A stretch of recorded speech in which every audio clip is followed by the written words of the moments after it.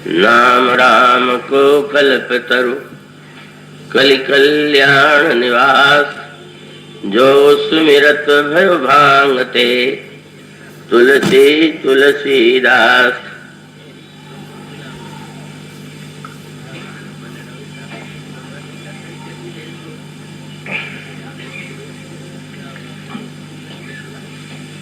भगवत कथा अनुरागी सज्जन वृंद, भक्तिमती देवियों,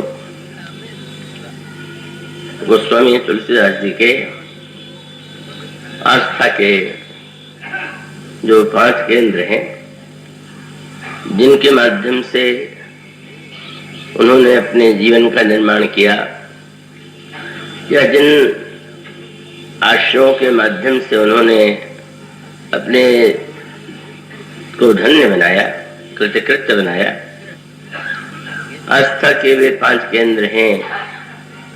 गुरुदेव, जिन्होंने अनाथ बालक को आश्रय देकर के राम कथा को उपदेश दिया। तो एक तो गुरुदेव हैं और दूसरे उनके द्वारा जो राम कथा कही गई, जिसको आधार बना करके उन्होंने इस नए मानस को भाषाबद्ध किया, और उनकी आस्था का दूसरा केंद्र है।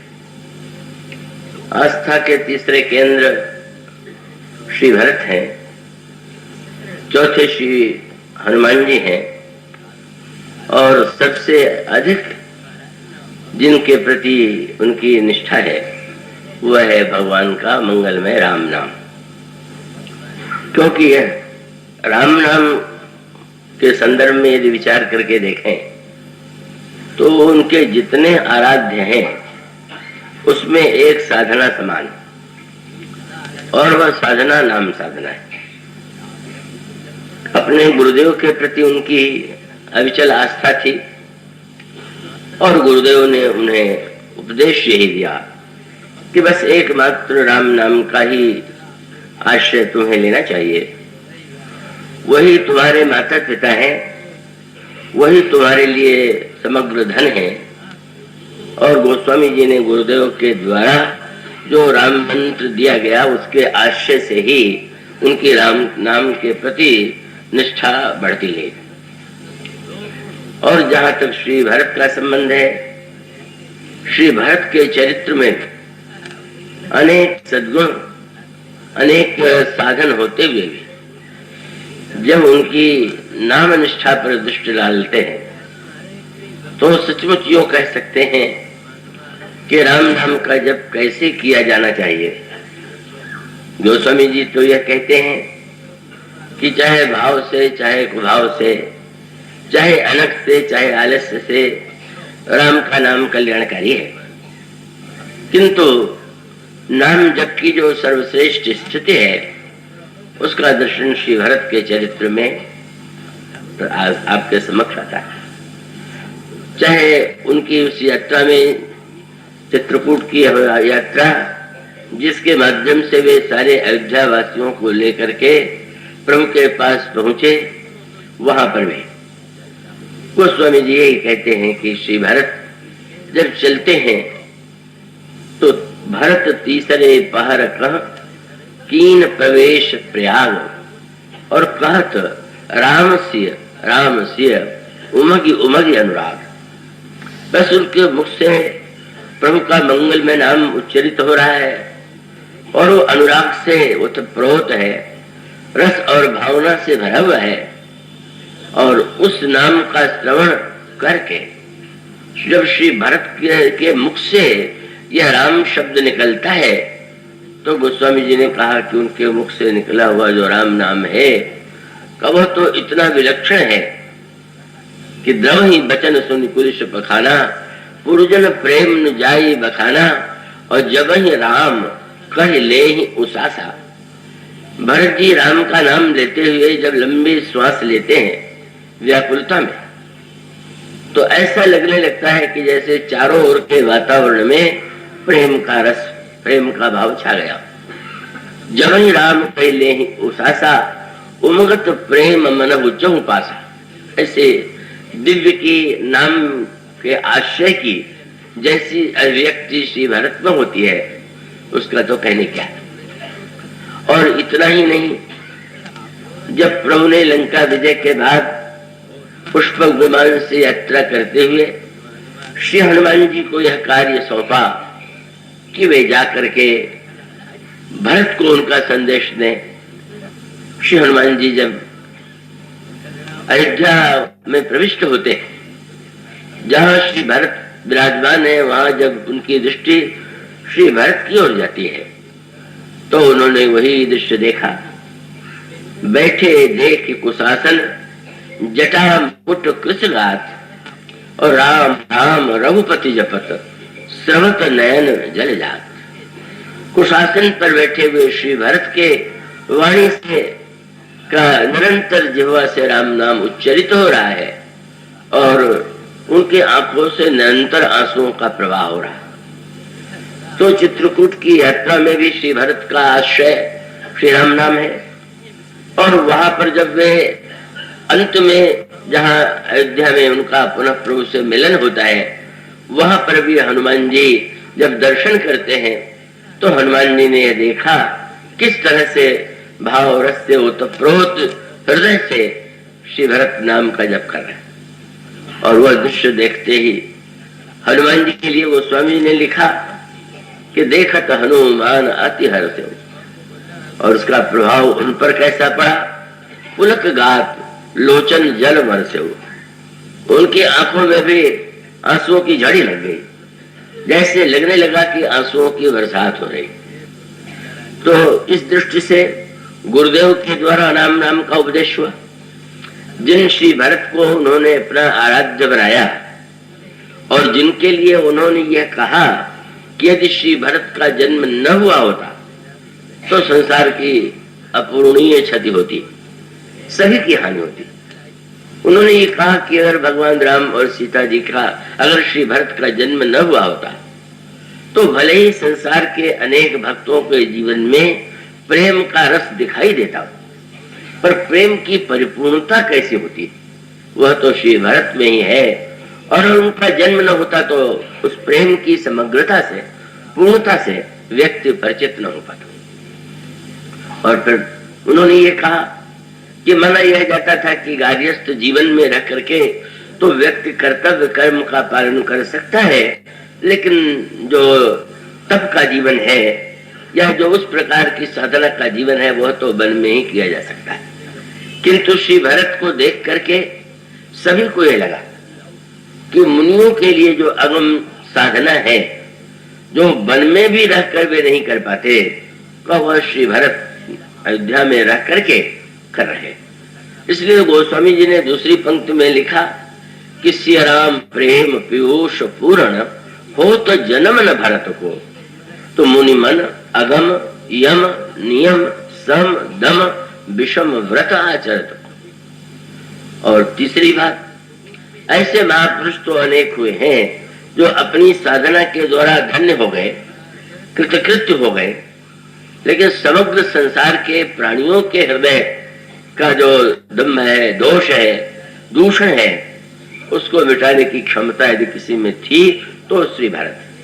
दुख दाह दारिद्र दंभ दूषण सुयस मिस अपहरत को, श्री भरत ही एक ऐसे महापुरुष है कि जिन्होंने इन समस्त सामाजिक व्यक्ति के अंतरंग जीवन की बुराइयों को दूर कर दिया।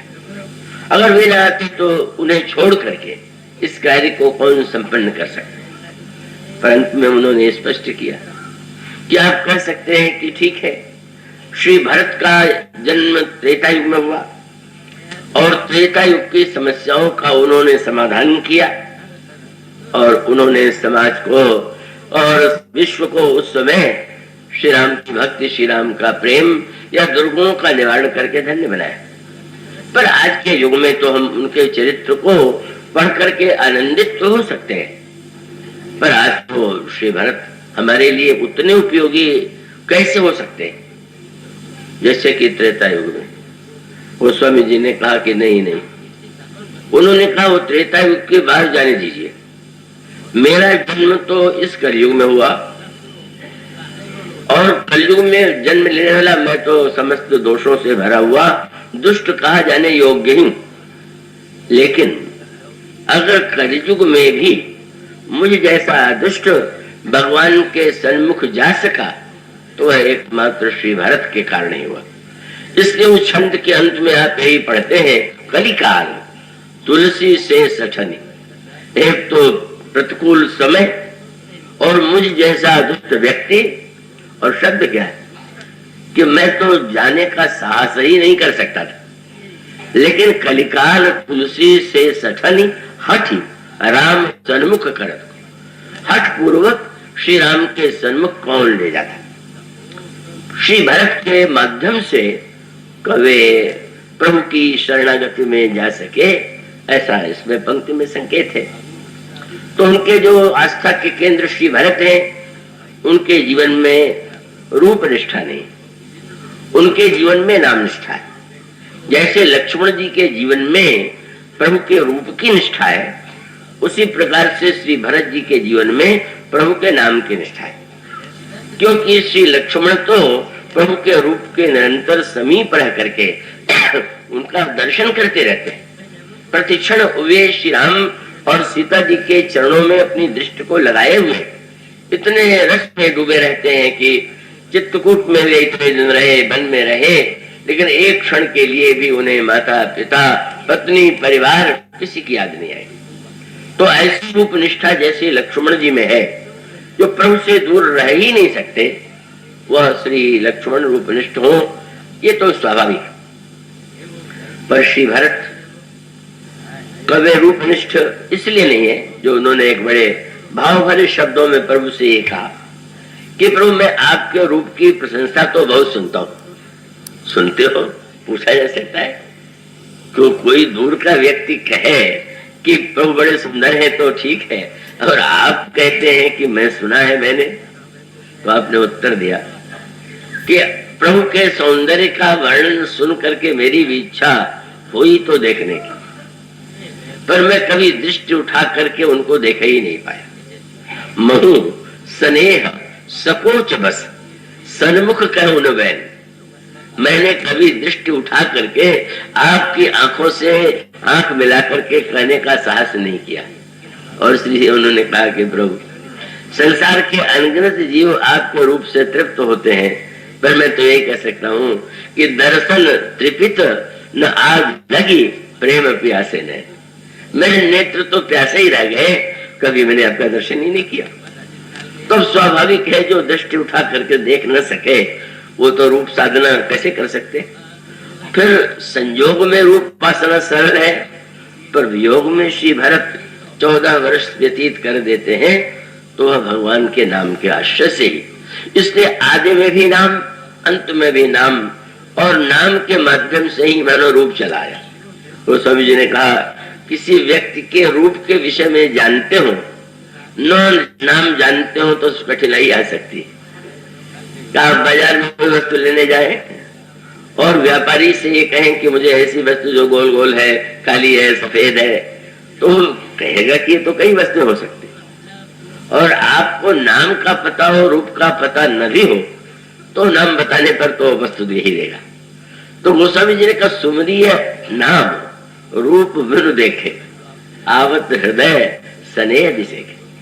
बस नाम का ज्ञान है तो रूप अपने आप खींचा चला आएगा।